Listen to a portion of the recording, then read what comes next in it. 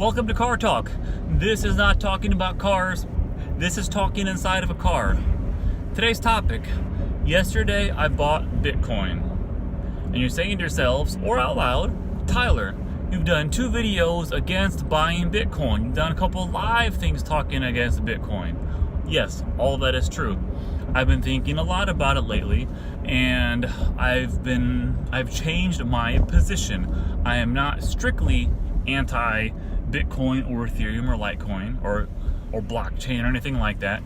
I am more of a, if you can afford to lose it, it's not the worst idea to do. Am I the kind of believer that would say, oh, it's going to take over the world and topple countries and all this? Not exactly. Not exactly. Blockchain in itself is very important and powerful and transformative.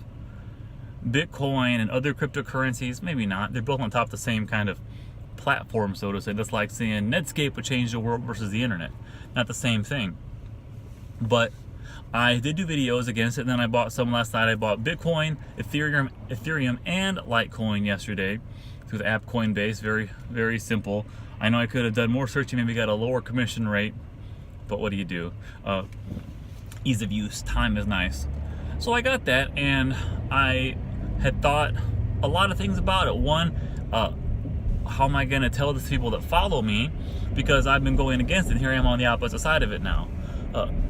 So I'm not super strong into it. I don't have much of my portfolio, if anything, in there.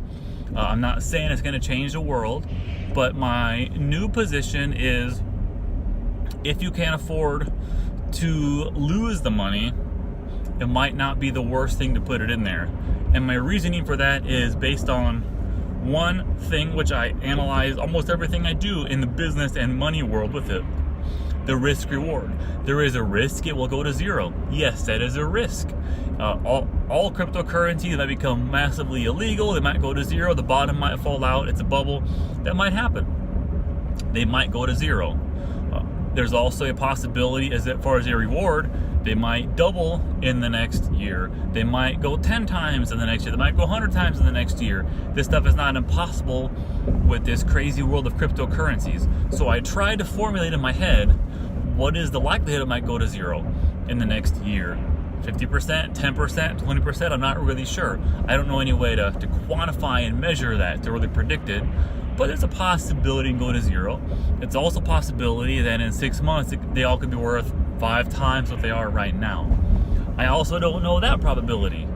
But I had to follow my intuition because it's treated me so well in the past. And even though my intuition has been wrong sometimes, the value of the times I've been right have far outweighed the value and cost of the times I've been wrong. So I bought some Bitcoin and Ethereum and Litecoin yesterday. And no, I don't know what's going to happen to those in the future. I don't know what they're going to be worth in a day, a month, 6 months, a year, 5 years. But I did adjust my take that if you can afford to lose it, it's not the worst thing to put your money in, because the risk might just the reward might just outweigh the risk.